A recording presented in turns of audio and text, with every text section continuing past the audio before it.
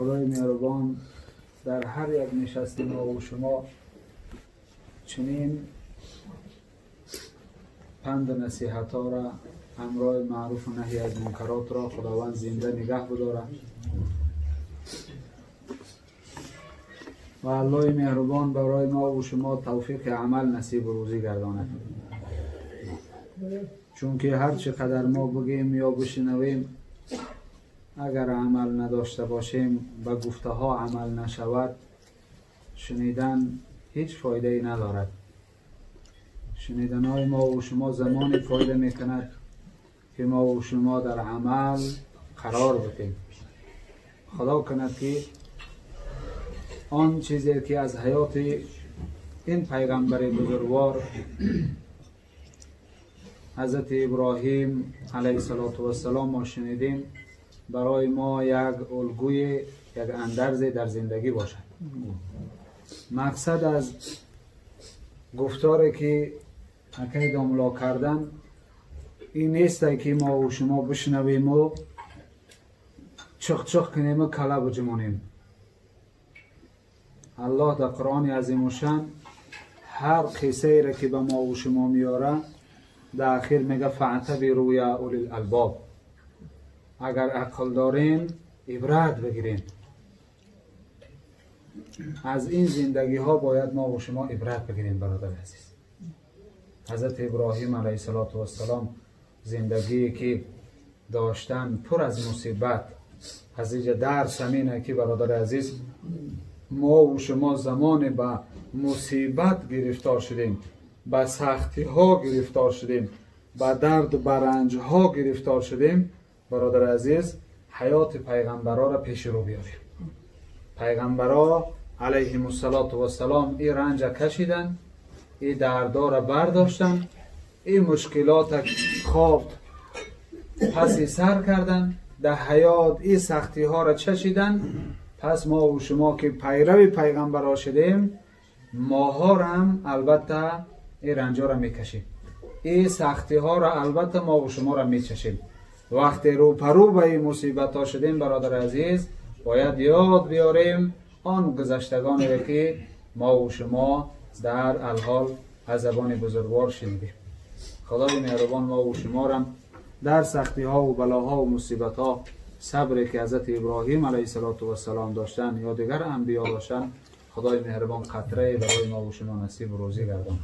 با استواری را که پیغمبرای ما و شما حضرت ابراهیم و دیگر پیغمبرها همه استواری در راه شریعت نشان دادند، خدای مهربان ما و شما را چنین استواری را نصیب و روزی بگردانند. یک حدیث پیغمبر صلی الله علیه و سلم من دکک انشاءالله و شما گوشرس میکنم، چون که امر شده است. اگر چند دوست میداشتم که اکی مولوی در حضور ما بودن گوشش میکردیم، نصیحت مون میکرد، اما بزرگوار معذور بودیم، بیمار بودیم، وگرنه به خدا قسم بسیار دوست میداشتم که حضرت صحبت میکرد. پیغمبر صلی الله علیه و سلم در حدیث صحیح ما و شما را 4 چیزا در حیاتمان چیز مهم زندگی گفتن و گفتن اگر غیر از این 4 شماها هیچ چیز دیگر که نداشته باشین، براتون مقصد ضرر زیانی نیست. اگر این 4 شما داشته باشین، همین 4 چیز در شماها باشه، پیغمبر صلی الله علیه و سلم گفتن فلا فاتک، هر چیزی که از تو از دنیا خواب ترک شد و از دست رفت زیغ نشه. پیغمبر صلی الله علیه و سلم گفتن اربعون اذا کن فیک فلا علیک ما فاتک من الدنیا، او کما قال نبی صلی الله علیه و سلم. حبیب خدا صلی الله علیه و سلم گفتن که اگر همین 4 چیز الله تو را داد، همین 4 چیز الله برای تو داد، تو دیگر حس که الله همه چیز دنیا را تو را داده است. دیگر هر چیزی که خواب از اشیای دنیا در دستیت دست رسم نباشه، تو او چیز نداشته باشی، غم نخور، زیق نشو، چون که غیر این 4 چیز اونهاش مقصد در حیات بودنش بسیار لازم نیست، بسیار لازم نیست. یکی از همین اکی حدیث من هر چهارشنبه بگم ممکن که صبح شبه برادر عزیز من یک تا همین را انشالله گوش رسم میکنم. پیغمبر صلی الله علیه و سلم گفتن یکی از همین 4 چیزی که در حیات تو لازم هست، در حیات تو لازم است. رسول اکرم صلی الله علیه و سلم گفتن حسن و خلقت، یا دیگر روایت حسن و خلق. پیغمبر صلی الله علیه و سلم گفت در حیات مسلمان از همه چیزی ضرور این اخلاق شای، ادب شای. مسلمانی که اخلاقش نکون است زنور مصطفی چیزی درون نیست. اگر دریای علم گشته باشد ورا در مجلس ما آبرو نیست. برادر عزیز، همین زینت اساسی ما مسلمان ها اخلاق ماند. ما اخلاق مان باید مقصد در همیشه در برمان باشد. اگر روز ماها اخلاق کنار گذاشتیم، ساعت ما اخلاق کنار گذاشتیم، یک لحظه اخلاق کنار گذاشتیم، همون لحظه حیاتون رو نگاه بکنین برادر عزیز بی‌آبروگی ای. از به اخلاقی برادر عزیز ما درا بی‌آبرو میشیم. به این خاطر پیغمبر صلی الله علیه و سلم گفتن ای همه چیزی ضرور در حیات شما اخلاق تونه. اگر اخلاق خوب داشته باشی، ولی روایت صحیح ده میآید سئل رسول الله صلی الله علیه و سلم عن اکثر ما يدخل الجنه، او کما قال نبی صلی الله علیه و سلم. حبیب خدا را صلی الله علیه و سلم یک نفر پرسان کرد که حضرت همین روز قیامت بسیار انسان ها جنت به کدام عمل می روند؟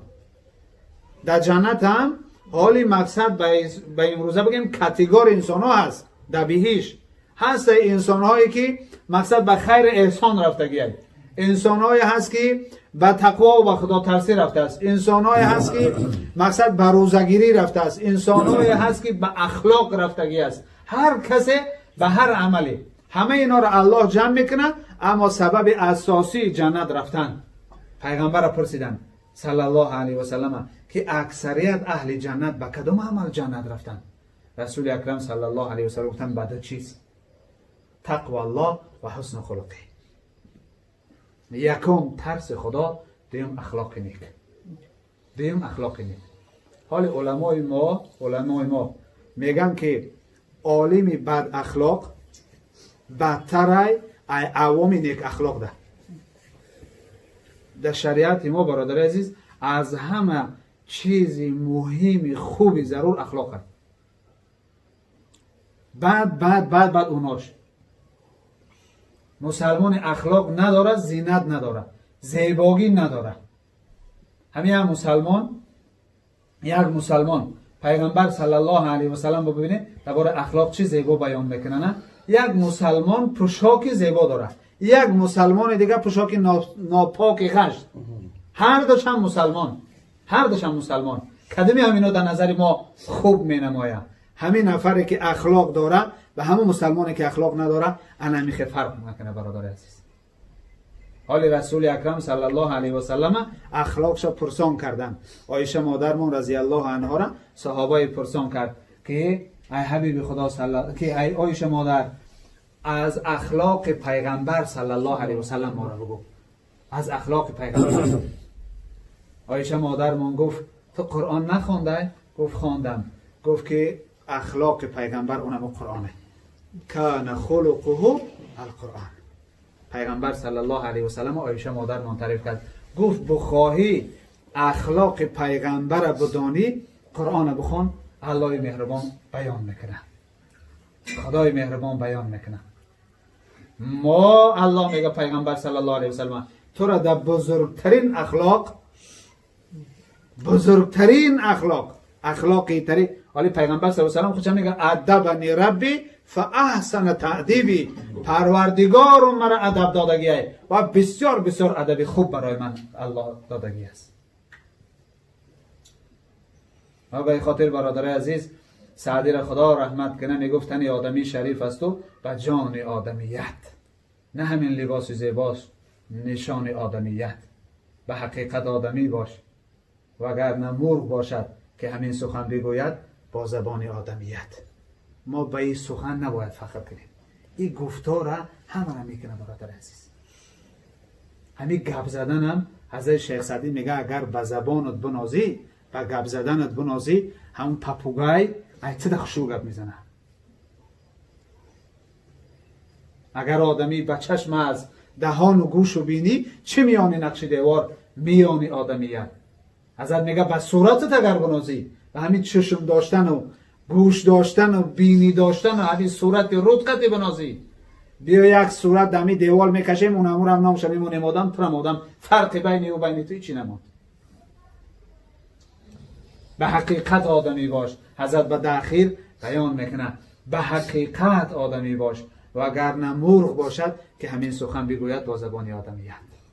حضرت میگه آدمی حقیقی باش، آدمی باش که خدا و رسول ترا تعریف کنه. ای خاطر برادر عزیز، اخلاق چیزی بسیار مهمه. الحال جامعه ما و شما هم در این باب بسیار کاهلی داره، بسیار شکستگی در جامعه ما و شما در داخل فرزندانمان. امروز فرزند مسلمان میبینی چی اخلاقی بده داره، دختری مسلمان میبینی چی رفتاری بده داره.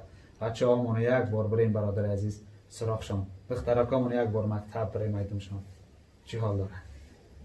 مشکل در سر معلم و معلمه ها نیست برادر عزیز.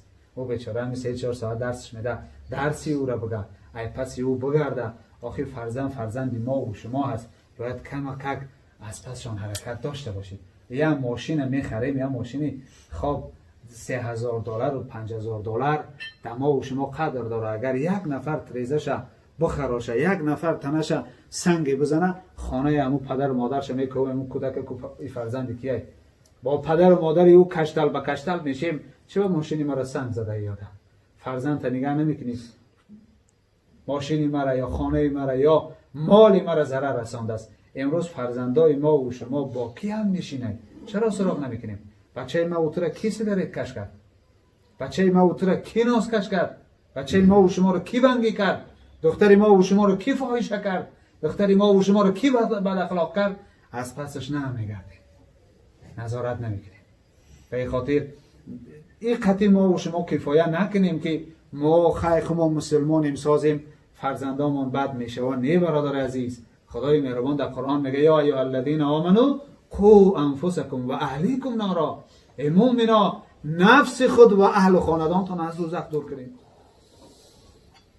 ما به خودمان تنها نجات نمیابیم.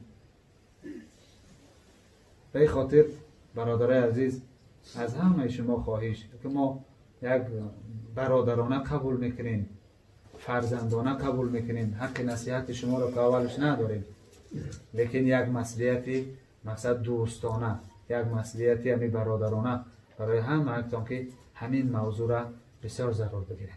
هم در خاندان خودتان هم فرزندا را زیر نظارت بگیریم که فرزند فردا بد اخلاق شد برادر عزیز اول ضررش در خود پدر و مادر میرسه، اول ضررش در خود ما میرسه برادر عزیز. ما دیدیم همین چیزا رو به خدا قسم، به همین حیات دو روزمون او عمری را ندیدیم، لیکن چندین آدمای به آب و رو را دیدیم که بیان التماس میکنن داملا همیا که یک نصیحت کن، همین بچه مرا یک نصیحت کن. داملا بسیار بیادب شده ها، در وقتش مقصد ماشینی 570 گرفت داد، تلفنی $2,000-3,000 را گرفت داد، پولی بسیار در پیش بچه گذاشت. بچه بنگی شد و دزد و غر و بد اخلاق شد.